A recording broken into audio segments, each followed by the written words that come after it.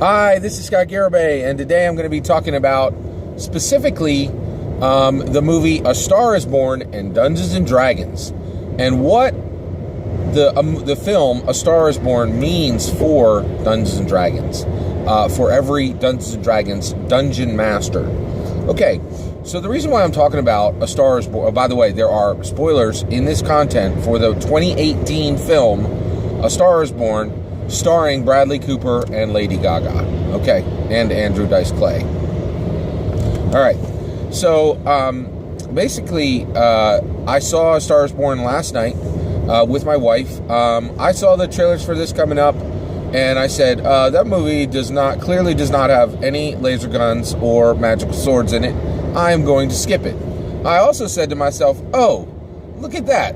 Rocket Raccoon is trying to win an Oscar. If anybody doesn't know, Bradley Cooper, who is the star and director of A Star is Born, actually voices Rocket Raccoon. And I was like, I cannot take seriously a film where Rocket Raccoon is trying to win an Oscar. Well, Scott Garibay was dead wrong about this movie. This movie was amazing, right? So I went to see it because my wife, who is a skilled vocalist, a skilled guitar player, and a skilled piano player, had heard all the buzz about this film. Things have made over $300 million. It is being very, very carefully talked about by multiple angles within the industry, the filmmaking industry, as an Oscar candidate. The film is an Oscar candidate to win one or multiple Oscars, and certainly to be nominated. Okay. And also there's talk about nominations for Oscars for directing, for male lead, for female lead actor, and it's a lot, right? And for there are a lot of categories that can win, right? So I really did not take this movie seriously when I saw the trailers. I was 100% wrong. This is an Oscar level film, American film. And also the reason why we're talking about it today, it is an EDMC. It is EDMC. It is every Dungeon Master content. Okay.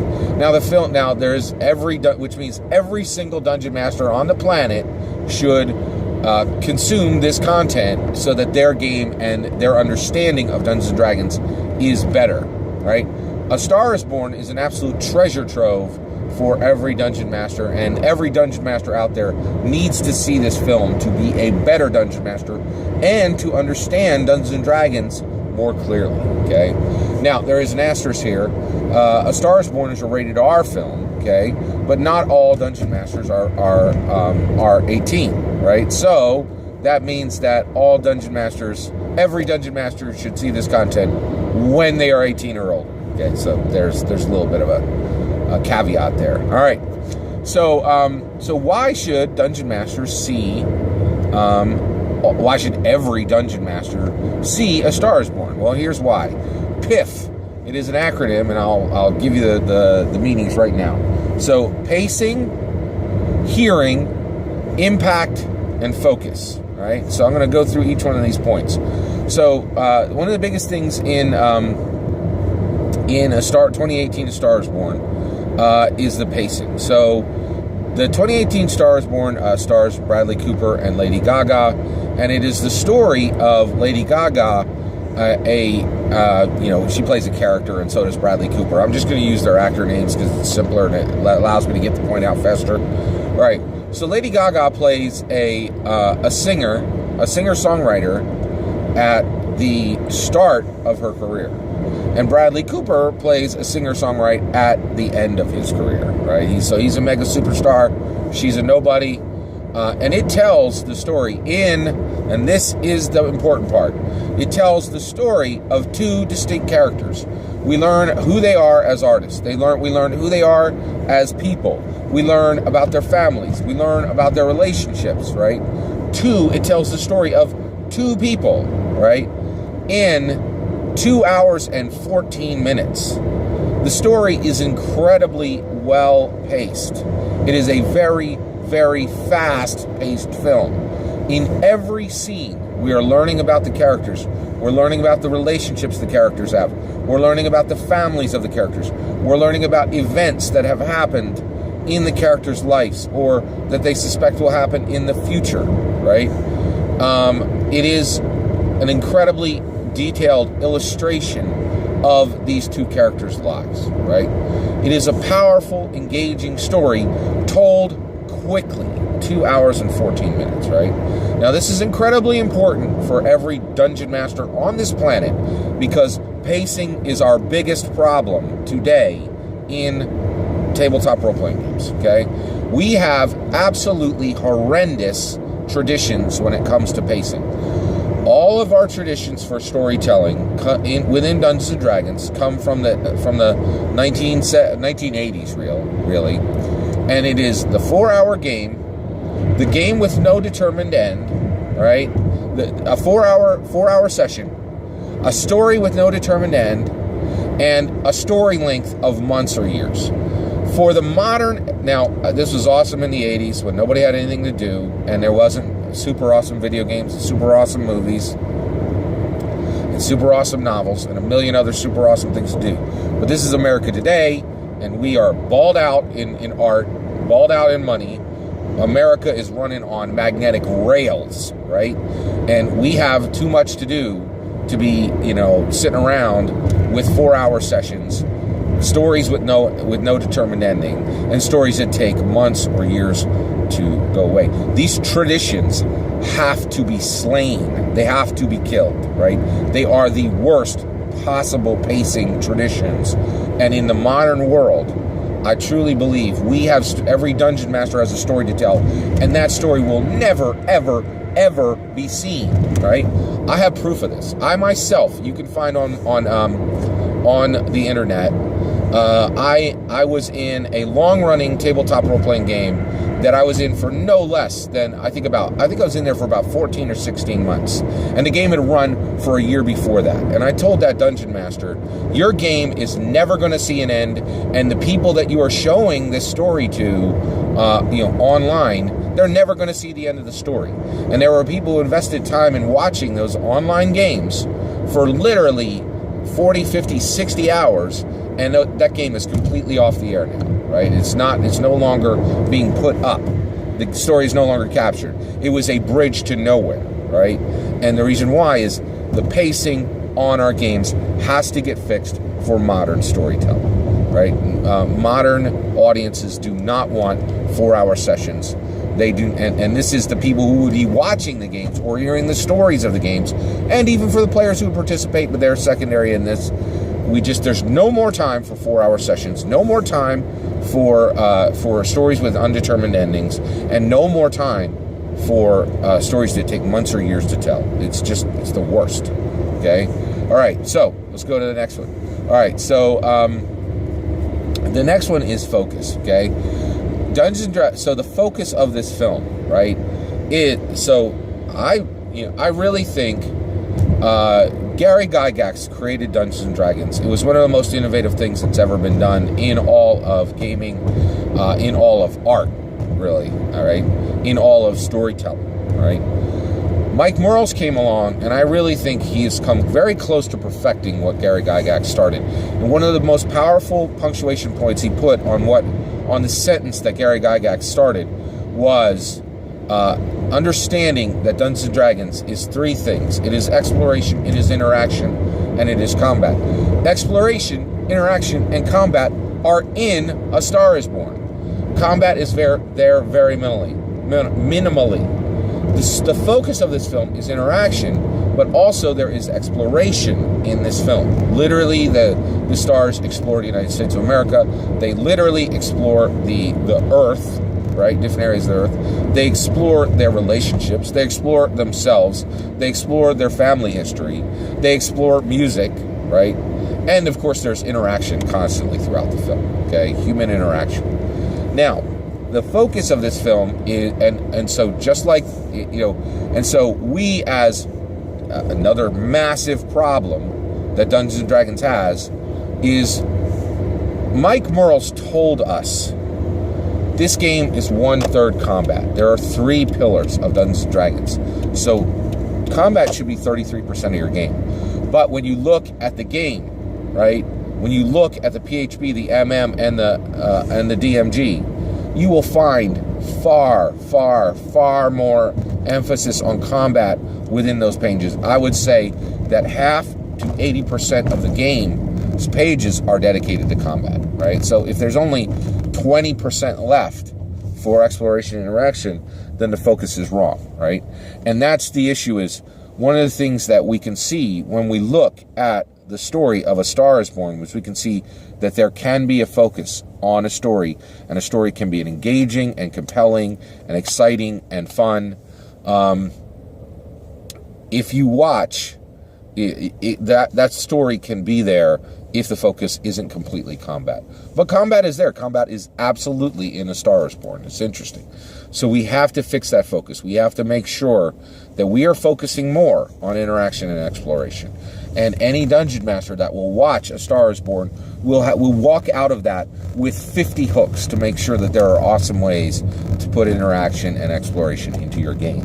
These things are shown by Bradley Cooper's directing, by the writing that is in this film, by the acting that is portrayed there, will show you how to put more exploration and interaction into your story in a better way, right? All right, so let's talk about impact, okay?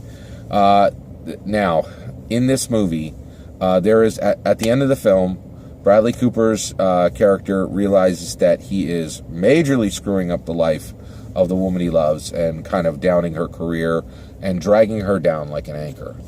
He walks into a garage with a leather belt by himself, and he never comes out of that garage, okay? Ever, right? Okay. And so this story had impact, right? So one of the things that, and when this story was done, me and my wife talked about what happened in that garage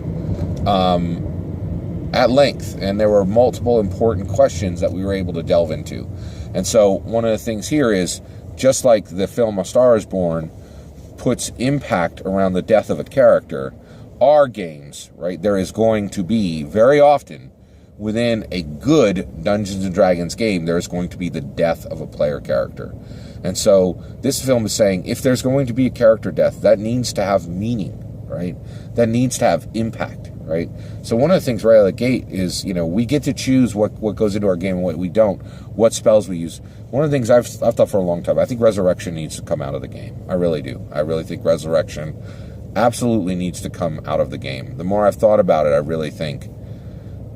I don't think it helps us for storytelling purposes, because it makes a player character death small and unimportant, right? So we really need to think about think about impact, okay? So that's PIF. We're talking pacing, we're talking impact, we're talking focus, and last is hearing, okay? There's a beautiful part of this film where both Lady Gaga and Bradley Cooper are singer-songwriters, okay? And there's a part where it talks about the songwriting part, and it shows how songs are created, okay? And there's 3 parts to creating a song, okay? There is, the song is birthed in your heart and in your mind, right? Actually, I think it's kind of birthed in your heart. So the song is birthed in your heart, right? And it's in you, right? And it's trying to get out, right?